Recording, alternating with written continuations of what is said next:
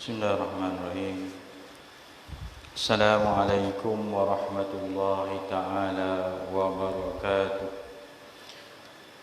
Nabda hazal majlis qiraati umul kitab Al-Fatihah. A'udzubillahi minasyaitonir rajim. Bismillahirrahmanirrahim. Alhamdulillahi rabbil alamin. Ar-Rahmanir Rahim. Maliki yaumiddin. Iyyaka na'budu wa iyyaka nasta'in. Ihdinas siratal mustaqim.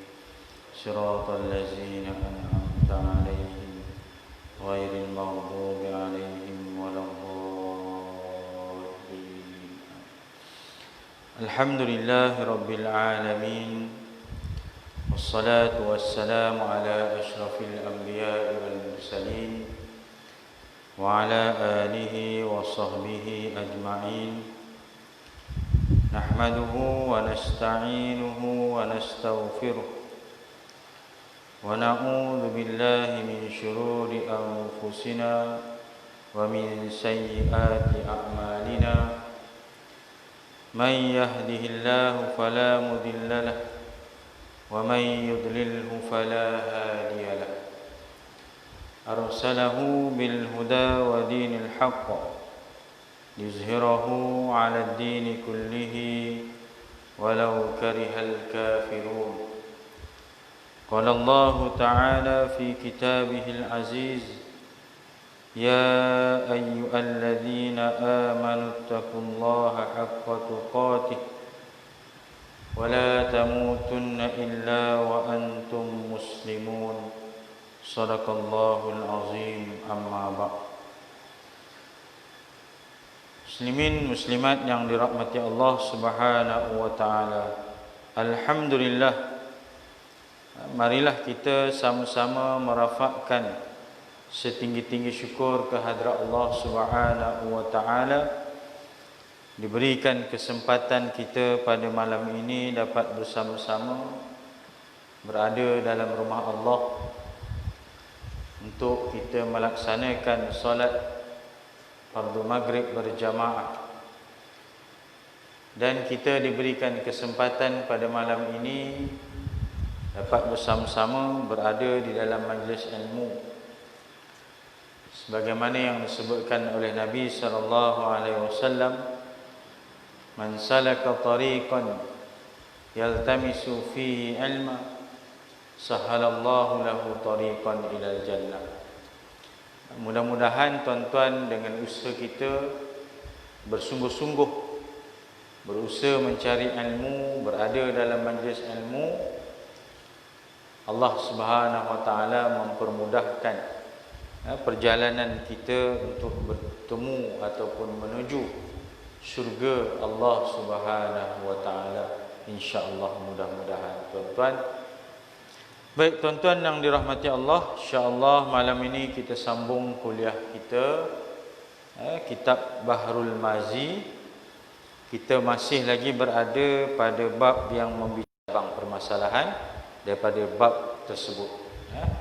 Di malam ini kita sambung lagi, tak habis lagi perbincangan berkaitan dengan kelebihan membaca ayat Al-Quran dalam surah Al-Baqarah, khususnya yang berkaitan dengan ayat kursi.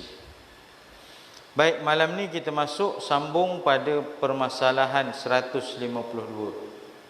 Ayat kursi semulia-mulia ayat di dalam Al-Quran.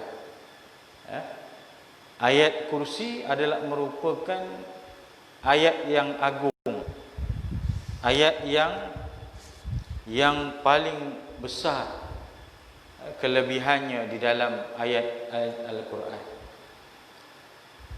sehingga digelar sebagai penghulu ayat Al-Quran. Dalam satu riwayat hadis Nabi SAW, hadis sahih, Nabi bertanya kepada sahabat Ubay bin Ka'ab, ya Abal Munzir. Abal Munzir ini gelaran kepadanya lah, kepada Ubay tadi. Ya Abal Munzir, Ayu ayatin min kitabillahi ma'aka a'zam.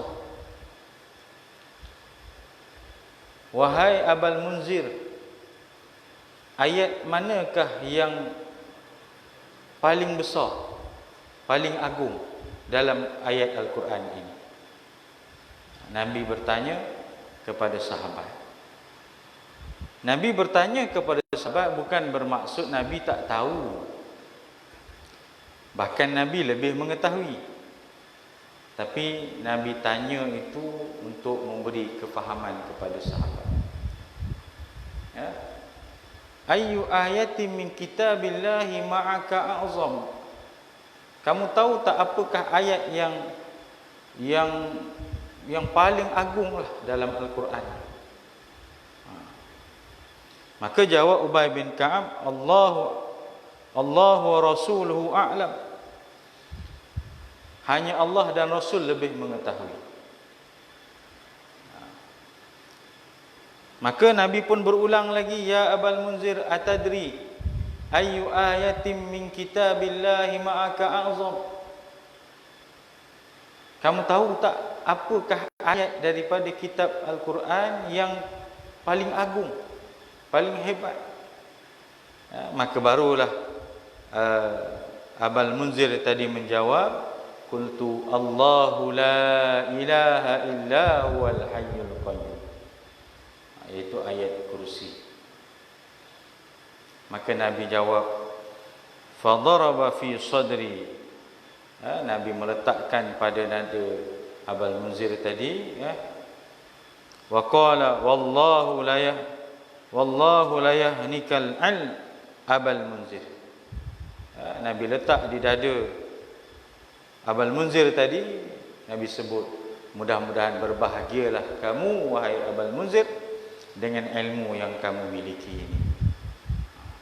Ini salah satu dalil ataupun hadis Nabi sallallahu alaihi wasallam menunjukkan betapa besar dan agungnya ayat kursi ini berbanding ayat-ayat yang lain.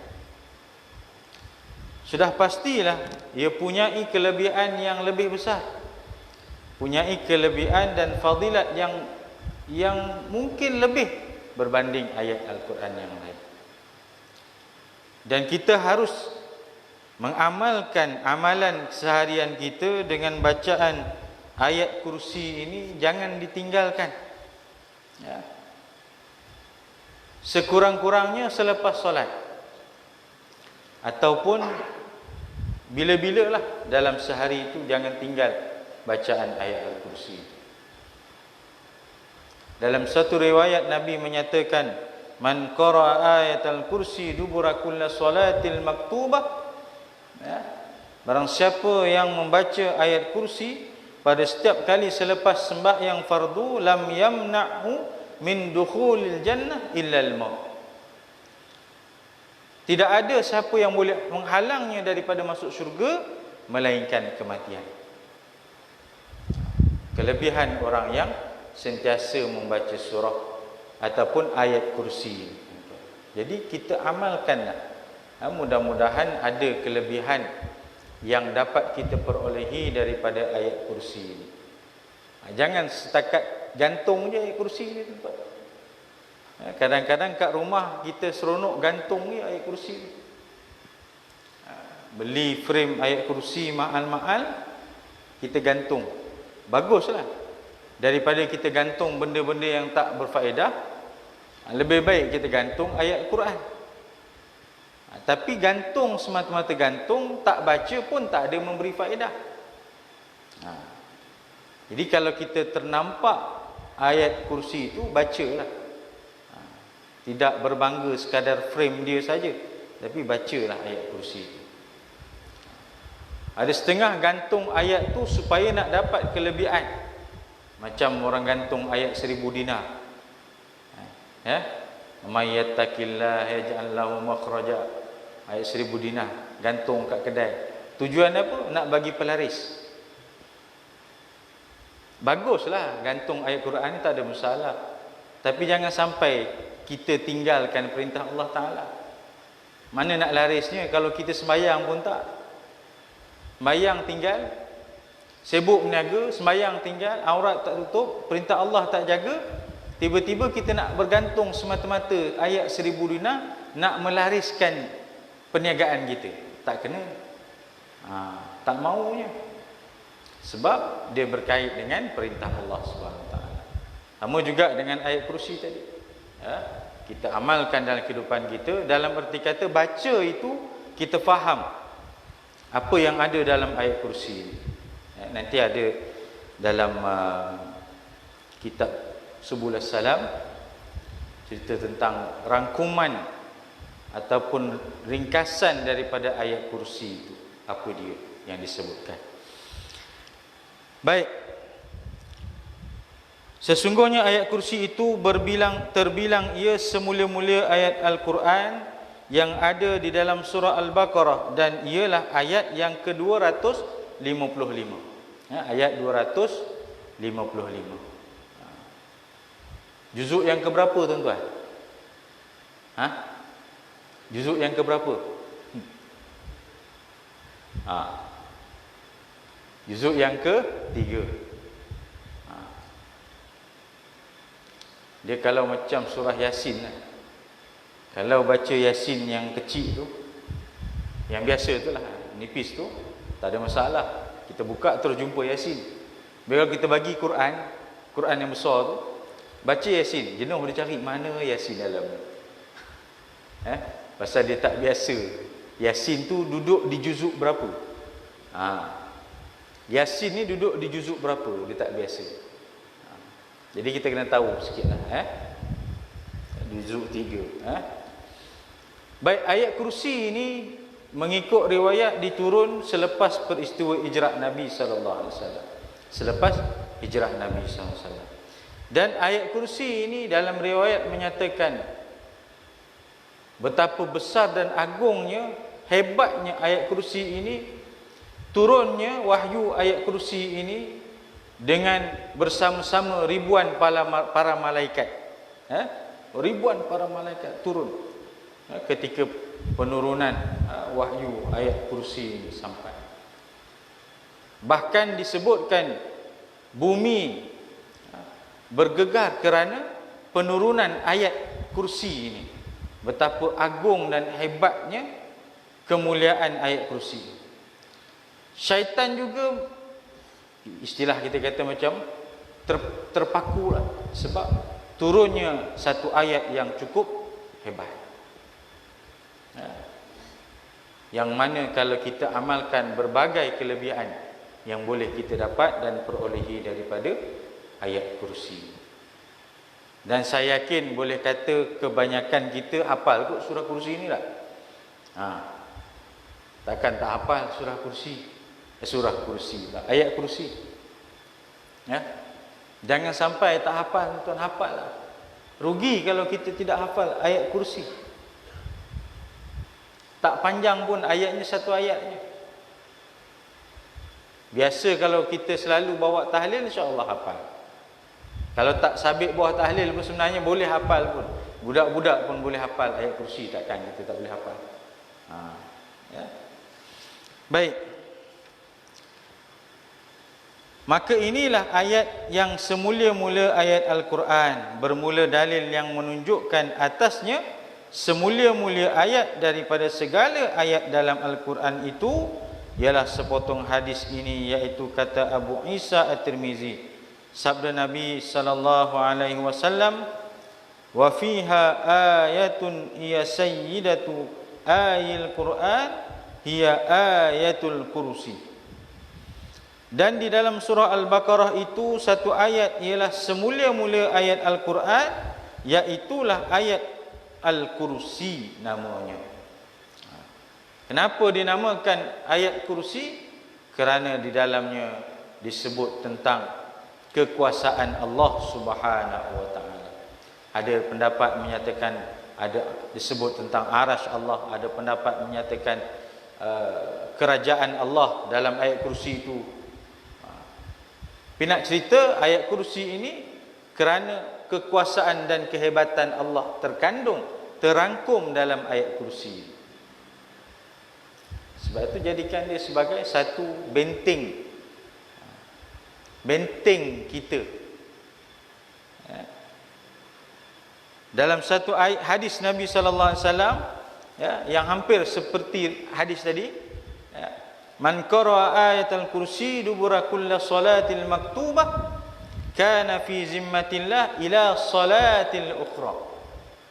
Barang siapa yang membaca ayat kursi pada setiap kali lepas sembahyang fardu, akan sentiasa dipelihara oleh Allah Subhanahu wa taala, di bawah peliharaan Allah, sehinggalah satu waktu sembahyang yang lain. Kalau dia baca waktu lepas maghrib tadi, Allah pelihara sampai isyak. Kalau dibaca waktu isyak, selepas solat isyak, Allah pelihara sampai subuh. Kalau dibaca waktu subuh, Allah pelihara sampai. Begitulah bermakna kalau setiap kali selepas sembahyang kita tak putus baca ayat kursi selepas sembahyang, Allah akan pelihara kita setiap masa. Fi zimmatillah. Kana fi zimmatillah. Siapa yang tak nak di bawah peliharaan Allah? Allah pelihara kita daripada bencana, Allah pelihara kita daripada perkara-perkara yang tidak diingini. Jadi benteng kita tak lain dan tak bukan ialah ayat kursi. Baca tuan-tuan. Kata Abu Isa At-Tirmizi, bermula ini hadis gharib, tiada kami ketahui akan dia melainkan daripada hadis Hakim bin Jubair, dan sesungguhnya telah bercakap Syu'bah pada Hakim bin Jubair itu dan mendhaif ia akan dia. Okay, baik. 153, masalah ayat kursi itu mengapa terbilang ia semulia-mulia ayat Al-Quran? Kenapa ayat kursi itu disebut sebagai semulia-mulia ayat Quran? Disebut sebagai penghulu ayat Al-Quran, penghulu segala ayat Quran ialah ayat kursi. Sesungguhnya telah berkata Abu Isa At-Tirmizi, adalah Sufyan bin Uyainah telah menafsirkan hadis seorang sahabat Nabi namanya Abdullah bin Mas'ud radhiyallahu anhu. Qala ma khalaqallahu min sama'in wala ardin a'zama min ayatil kursi. Telah berkata Ibnu Mas'ud, tiada dijadikan Allah Ta'ala di langit dan tiada bumi lebih mulia dan lebih besar daripada ayat kursi. Itu sebab antara kenapa ayat kursi itu disebut sebagai semulia-mulia ayat daripada ayat-ayat Al-Quran yang lain. Tuan-tuan, dalam kitab Subul Salam dinukilkan, dia kata sebagai ringkasan ayat kursi ini, kenapa mulianya itu, ringkasannya kerana segala-gala kekuasaan dan sifat Allah Ta'ala itu ada dalam ayat kursi. Baik disebut waqtasad ayatul kursi bizalika limashtamalat alaihi min usulil asma was sifat. Apa dia? Terkandung dalamnya segala nama-nama dan juga sifat Allah Subhanahu wa taala. Apa dia? Yang pertama al-ilahiyah, wahdaniyah, wal hayah, wal qayyumiyah, wal ilm, wal mulk, wal qudrah, wal iradah. Semua tu terkandung dalam ayat kursi. Ketauhidan Allah, ilahiyah, ketuhanan, wahdaniyah, keesaan Allah Ta'ala. Kemudian al-hayah, Allah itu hidup. Allahu la ilaha illa huwal hayyu. Kemudian al-qayyumiyah. Kemudian wal ilmu, ilmu Allah. Allahu la ilaha illa huwal hayyul qayyum, la ta'khudhuhu sinatun wa la naum, lahu ma fis samawati wa ma fil ardh.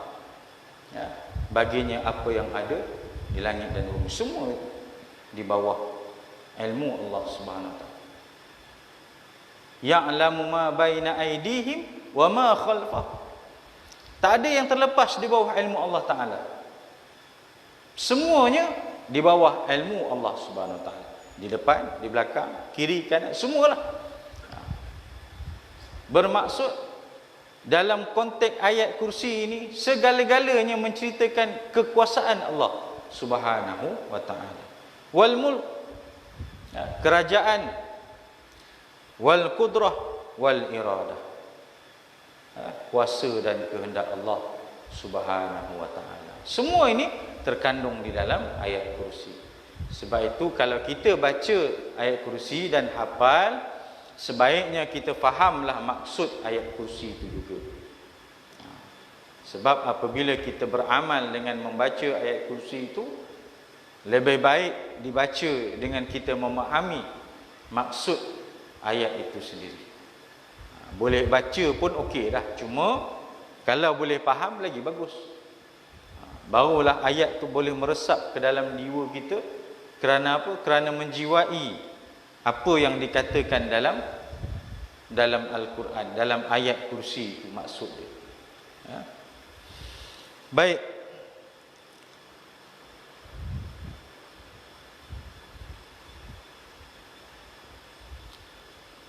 Telah berkata Nabi SAW telah bersabda, qala ma khalaqallahu min sama'in wala ardin a'zam min ayatil kursi. Telah berkata Ibnu Mas'ud, tiada dijadikan Allah Ta'ala di langit dan tiada bumi lebih mulia dan lebih besar daripada ayat kursi. Kata Sufyan, kerana ayat kursi itu kalam Allah, dan kalamullah itu lebih mulia dan lebih besar daripada makhluk Allah, daripada langit dan bumi. Pada bab ma jaa fi surati Ali Imran. Dan telah berkata Al-Baydawi, sebab pun terbilang ayat kursi itu semulia-mulia ayat Al-Quran, kerana melengkapi ia atas ibu-ibu masalah ketuhanan. Kenapa? Yang pertama, kerana dia melengkapi segala hal-hal. Ibu masalah ni segala punca masalah yang berkaitan ketuhanan. Allahu la ilaha illa huwal hayyul qayyum. Segala-galanya tidak ada ilah melainkan Allah Subhanahu wa taala. Itu ibu segala permasalahan yang berkaitan dengan ketuhanan ataupun ketauhidan.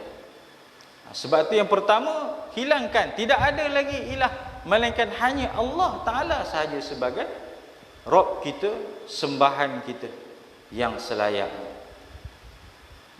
Selain itu tidak, hanyalah Allah Subhanahu wa taala. Kerana menunjuk ia atas Allah Ta'ala itu esa pada ketuhanan, lagi bersifat dengan hidup, berdiri dengan sendirinya, mendirikan bagi yang lain. Maha suci ia daripada mengambil lapang dan tempat, tidak berubah-ubah dan tiada lemah, dan tiada mendatang akan dia oleh barang yang datang padanya oleh nyawa, yang mempunyai kerajaan dan kekuasaan, yang mengadakan umbi-umbi dan cawangan-cawangan, yang mempunyai serangan yang keras, yang tidak boleh mensyafaat di sisinya melainkan siapa yang diizinkan di sisinya.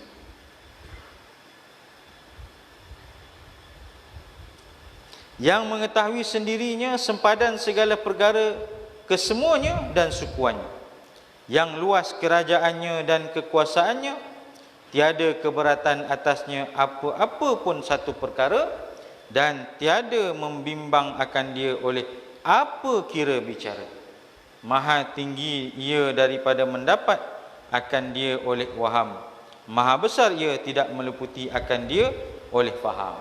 Ini yang disebutkan, kita kata ringkasan daripada ayat kursi itu tadi. Samalah sebagaimana yang disebut dalam Subul Salam tadi, ya. Ringkasannya ada di situlah ayat yang berkaitan dengan ilahiyah, wahdaniyah, qayyumiyah, al-ayah, al-ilm, al-mulk, al-qudrah, al-iradah. Semua itu terangkum di dalam ayat kursi. Sebab itu hebat tingginya ayat kursi itu. Dalam apa juga situasi masyarakat kita hari ini pun, apa-apa pun ayat kursi. Masuk rumah, sebelum nak masuk rumah, bacalah ayat kursi. Nak masuk rumah yang lah lama tinggal, baca ayat kursi. Sebelum nak tidur baca ayat kursi. Ya. Ada satu riwayat yang disebutkan, iza awaita ila firashika, ya. Bila kamu nak menuju ke tempat perbaringan kamu, nak tidurlah, ya, faqra'u ayatal kursi, ya, bacalah kamu akan ayat kursi. La yazala ma'aka minallah hafizan wa la yaqrabuka syaitan hatta tusbihun. Nescaya Allah akan pelihara kamu dalam tidur. Sebelum tidur baca ayat kursi. Kan sebelum tidur baca WhatsApp. Ni sebelum tidur baca WhatsApp, baca Facebook. Suruh baca ayat kursi, baca surah Al-Mulk. Ini sebelum tidur baca WhatsApp. Bangun tidur pun baca WhatsApp dulu. Doa tak tahulah. Ini cabaran kita lah hari ini. Sebab masa kita dengan handphone lebih lama berbanding masa kita dengan Quran. Kita pegang handphone seperti sahabat korib kita. Sebab ke mana kita akan pegang? Kita bawa sebab masa macam sahabat korib. Jadi kita harap Quran pun macam itulah juga, tuan-tuan. Ya, kita bersahabat dengan Quran sebagaimana koribnya kita dengan handphone ni. Kemana kita pegang, kemana kita buka, kita tengok. Begitulah juga Quran. Sekurang-kurangnya Al-Quran dalam handphone tu lah. Kalau kita nak pegang Quran ni hulu ke hilir bawa, mungkin orang kata lain macam pula kan. Dalam handphone buatlah aplikasi Quran. Kalau kita boleh habis masa berjam-jam dengan benda yang tidak faedah, mengapa tidak dengan Al-Quran. Jadi Nabi ajar kita, kalau kamu nak tidur, ya, iza awaita ila firashika, kalau kamu nak pergi tempat perbaringan kamu nak tidur, ya, faqra'u ayatal kursi, bacalah ayat kursi. Kalau nak cantik lagi, ambil air sembahyang, bukan basuh kaki je. Yang kita duk faham sebelum tidur basuh kaki. Sebenarnya maksud basuh kaki itu ialah basuh kaki itu membawa maksud wuduk ni terakhir, yang last ni ialah basuh kaki. Tapi sampai ke kita fahamnya ialah basuh kaki je. Hak basuh muka, wuduk semua tu hilang. Tang basuh kaki je. Jadi sebaiknya wuduk, tu terbaiklah. Doa pula sebelum tidur. Baca ayat kursi pula. Baca surah Al-Mulk pula sebelum tidur. Lagi cantik. Ada tempat, ada masjid, tuan-tuan. Ya. Lepas main isyak, sebelum balik, lepas main isyak ni, sebelum balik, dia baca surah Al-Mulk ramai-ramai. Imam akan, ni lah, lead lah. Imam akan ketuai. Tak lama pun baca surah Al-Mulk ni, sekejap je. Dia bukan macam surah Yasin. Surah Al-Mulk ni ada 2 muka, suku lah lebih kurang. Sikit. Bagus. Saya pujilah masjid tu. Dalam tempat kita juga, dalam daerah kita ni jugalah masjid ni. Saya ingat dia nak baca Yasin lepas mayang, rupanya dia baca surah Al-Mulk. Memang dia kata dah biasa masjid kami baca surah Al-Mulk. Lepas habis mayang sebelum balik kami akan baca surah Al-Mulk. Macam ni dah ada Quran duduk dengan ada Quran, buka surah Al-Mulk, baca. Imam baca, kita ikut. Atau sama-samalah macam baca Yasin. Sebab nak harap balik sebelum tidur baca surah Al-Mulk, lebuh. Kalau kita nak harap balik rumah nanti, sebelum tidurlah aku baca surah Al-Mulk, tak ada. Hentikanlah. Kecuali kalau memang kita istiqomah lah.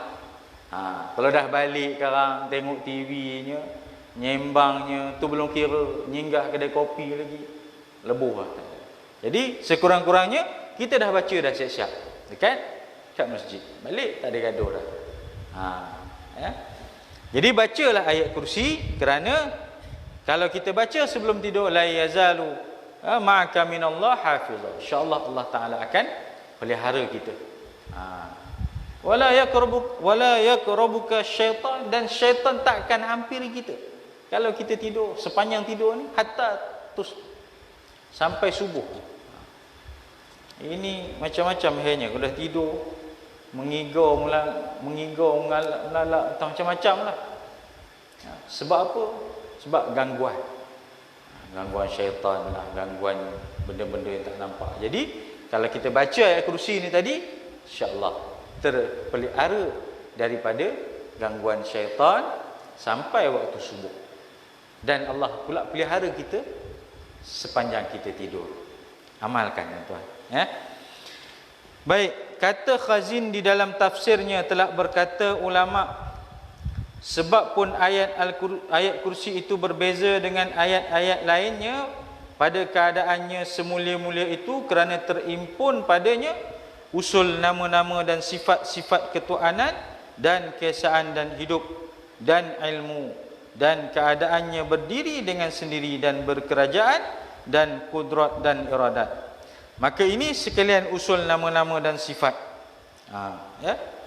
Jadi ini juga pandangan ulama tentang kenapa mulianya ayat kursi itu, ya, kerana disitulah terkandung segala-galanya, ya, kekuasaan Allah, ilmu, ya, kudrah Allah Subhanahu Wa Taala dan sebagainya, sebagaimana yang disebutkan sebentar tadi.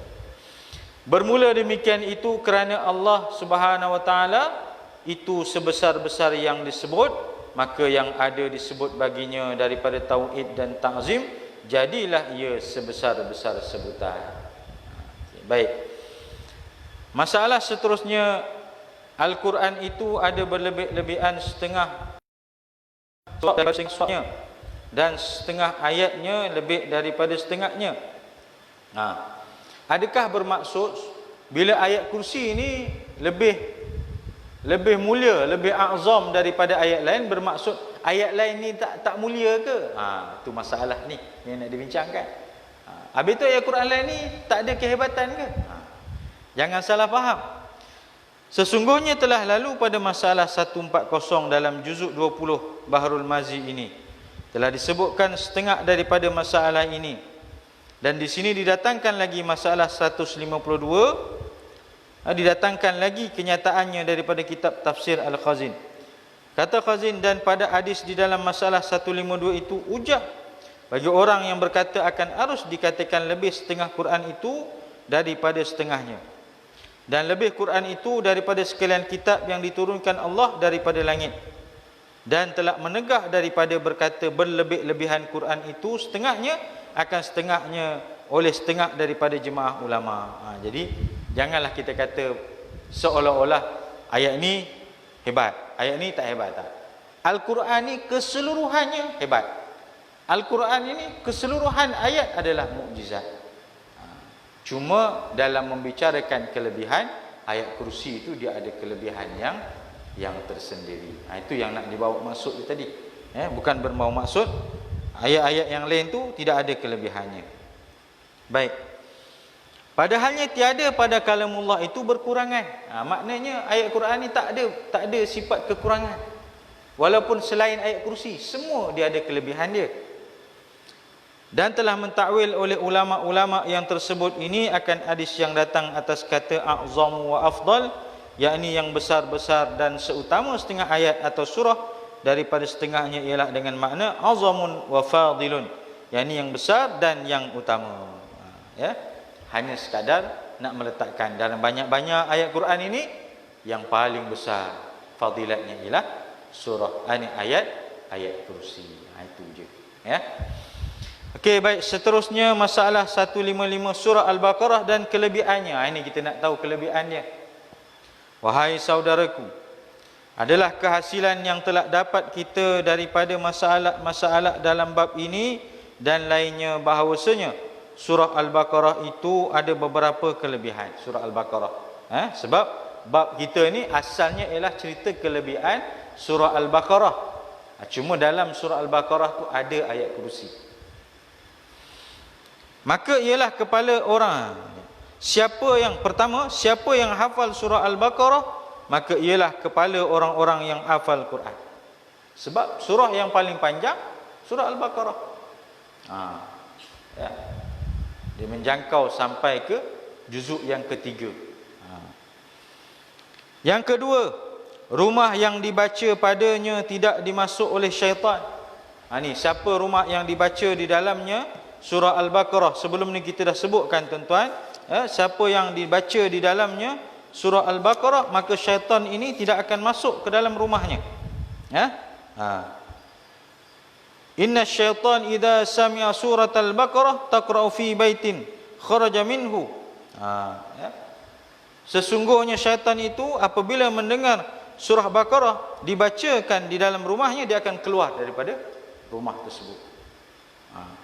Itu kelebihan membaca surah Al-Baqarah. Ya? Kemudian ketiga, surah Al-Baqarah itu zikir yang afdal di dalam rumah dan berfaedah bagi isi rumah. Dah kita bincang juga sebelum ni. Bacalah surah Al-Baqarah. Jadikan amalan. Kalau tak mampu baca, bacalah, pasanglah MP3 ataupun YouTube apalah yang bacaan Quran ini. Ya. Okey, nak azan tuan. Tambah satu lagi lah. Yang seterusnya surah Al-Baqarah itu ialah puncak Al-Quran sebagai keterangannya yang telah dinyatakan. Jadi surah Al-Baqarah adalah puncak Al-Quran. Kita berhenti sekejap untuk beri kesempatan azan. Dah masuk oi.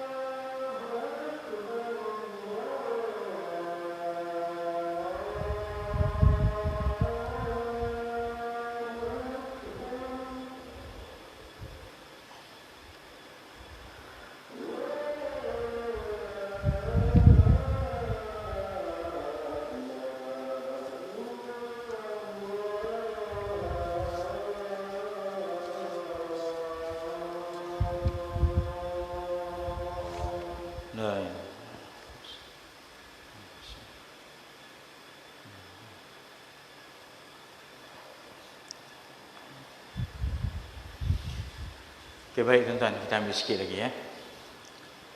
Baik, seterusnya masalah seterusnya ayat kursi dan kelebihannya. Wahai saudaraku, adalah kehasilan yang dapat daripada hadis-hadis yang telah lalu itu bahawasanya ayat kursi itu ada mempunyai beberapa kelebihan. Pertama, ialah satu ayat semulia-mulia ayat di dalam Al-Quran, dan ialah penghulu segala ayat Al-Quran sebagai keterangannya yang telah lalu. Dia adalah penghulu kepada ayat Al-Quran.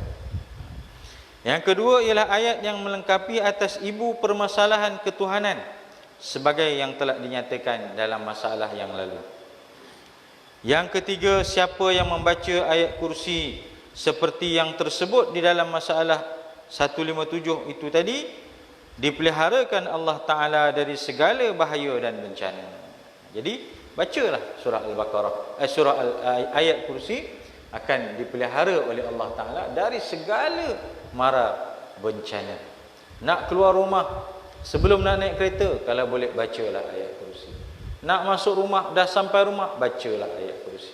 Bahkan jika ada kelapangan masa, jadikanlah ayat kursi itu sebagai amalan harian kita. Tidak cukup sekadar bacaan selepas sembahyang sahaja ya. Dan yang keempatnya, apabila dibaca akan dia di dalam rumah, menolak ia akan bencana hantu dan syaitan. Ini yang paling mudah ni ya. Sebenarnya kita pun boleh kita kata menghilangkan gangguan syaitan ini ya, dengan syarat kita baca ayat kursi itu dengan penuh keyakinan. Ni kadang-kadang nak baca Ustaz tak terkeluar. Pasal kalau dah sampai benda tu depan mata, memang tak boleh nak keluar dah. Sebab itu kalau tak mampu, sentiasalah pasang rumah kita itu dengan bacaan-bacaan ruqyah. Sekarang ni dah moden dah tuan-tuan. Kadang-kadang mesin lebih rajin baca Quran daripada kita. Tahu mesin? Mesin ni macam elektrik, kadang-kadang dia dah buat apa ni, plug in dah dalam, tinggal plug je, pasang plug, on je switch, keluarlah ngaji, bunyi ngaji. Dia dah rakam siap dalam tu. Dia lebih rajin ngaji daripada kita dah. Dia kadang-kadang bagus juga benda tu, bagus sebab senang dah orang nak dengar bacaan ngaji. Yang kurang bagus tu dia akan jadi orang malas nak ngaji dia pula. Pasal alah kita pasang je lah habis itu. Dia pasang je lah. Mudahnya mesin alat tu yang mengaji, bukan kita yang mengaji. Bagus tu baguslah, tapi jangan sampai kita malas lah. Benda tu ngaji-ngaji juga, kita pun kena ngaji juga. Jangan benda tu pasang, kita pun tak ikut ngaji, tak ada makna juga tuan-tuan. Benda tu pasang, plug in, ngaji, kita pula bersembang ini tak ada makna juga ya.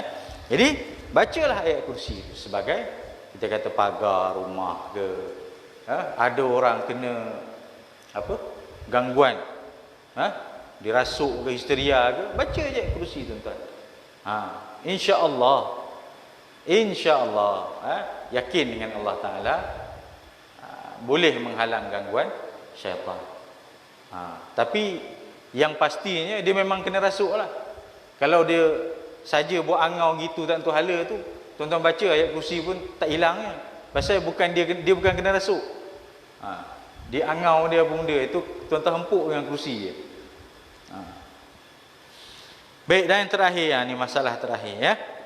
Ayat kursi dibaca pagi-pagi dan petang-petang. Ni amalan seharian kita. Sungguhnya ayat kursi itu ada lagi kelebihannya apabila dibaca akan dia pada pagi hari dan petangnya. Maka yang dikatakan pagi itu ialah awal siang hari, yakni kemudian daripada terbit fajar. Atau lebih senangnya lepas sembahyang subuh lah. Sembahyang subuh, kalau kita sembahyang sendiri ni susah tuan-tuan nak berzikir, lepas sembahyang nak berzikir, baca ayat kursi, tasbih. Tapi kalau sembahyang berjamaah, insya-Allah dia akan ikut. Imam lepas sembahyang dia akan wirid, baca ayat kursi, lepas tu zikir, tasbih dan sebagainya. Okey, dan petang itu ialah akhir siang hari, yakni sebelum masuk matahari atau waktu lenyapnya. Mudah cerita lepas sembahyang asar lah. Kata setengah ulama, pagi yang dikatakan oleh orang Arab iaitu daripada setengah malam yang akhir sampai dahulu daripada gelincir matahari. Dan petang itu daripada gelincir matahari sampai akhir tengah malam yang pertama. Maka yang munasabahnya di sini ialah pagi itu, kemudian daripada fajar, dan petang itu waktu asar sampai masuk matahari. Kan senang. Pagi itu selepas main subuh. Petang itu selepas main asar, habis cerita. Tak payah nak bincang petang tu pukul berapa, pagi tu pukul berapa, tak payah. Lepas main subuh baca ayat kursi, lepas main asar zikir baca ayat kursi. Okay, maka barang siapa yang membaca ayat kursi pagi-pagi dan petang-petang beserta dengan 3 ayat surah Al-Mu'min, mulanya daripada Hamim sampai Ilaihil Masir, demikian ini bacaannya. Surah apa ni? Surah Mukmin ni ataupun disebut surah Ghafir. Kalau tuan-tuan cari dalam Quran tak jumpa dah. Surah Al-Mu'minun lain, Al-Mu'minun lain, Mukmin lain. Mukmin ini kalau carian ni namanya surah Ghafir. Cari situ.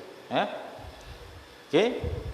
Baca itu sehinggalah ayat yang ketiga, nescaya Tuhan peliharakan dia dari segala bencana pagi dan petangnya.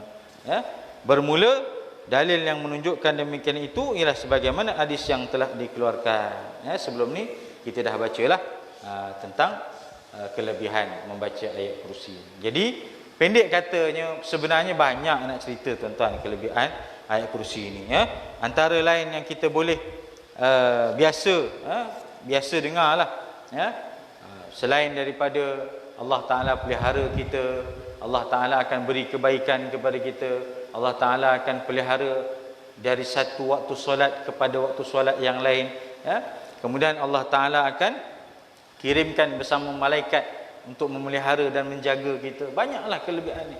Jadi tuan-tuan, pendek katanya tak perlu kita tunggu apa kelebihan.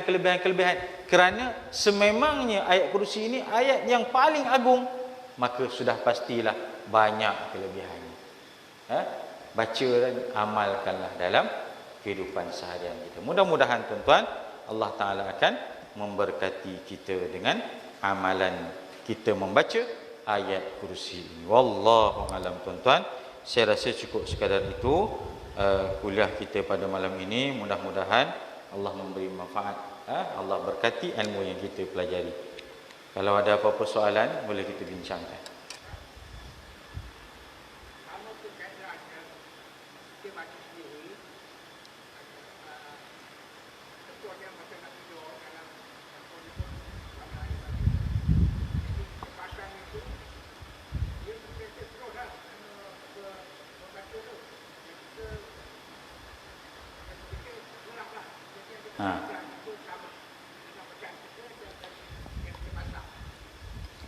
Dah, itu je soalannya.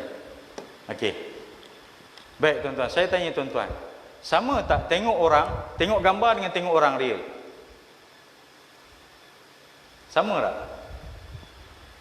Mana lagi puas? Tengok gambar ke tengok orang secara real? Alah, bahasa mudah. Kalau gambar awet lah, ini contoh je. Gambar dengan real. Nak tengok yang mana? Real lah, Haji pun tahu. Jadi kalau bacaan Al-Quran CD ke handphone ke, mana lagi bagus? Sama ada kita pasang je ayat kursi tu, kita biar, kita dengar je, ataupun kita baca sekali. Sudah pastilah kita baca sekali itu yang terbaik. Tapi kadang-kadang kalau kita ni dah malas, dah penat ke apa, kita pasang biar je. Sebab Al-Quran ini bukan sekadar baca je dapat pahala, mendengar pun dapat pahala. Mendengar orang baca Quran pun dapat pahala. Jadi kalau mampu baca yang terbaik. Kalau kita tak mampu, tak larat ke, pasang biar. Itu pun dah memadai. Okey je ya. Ada lagi?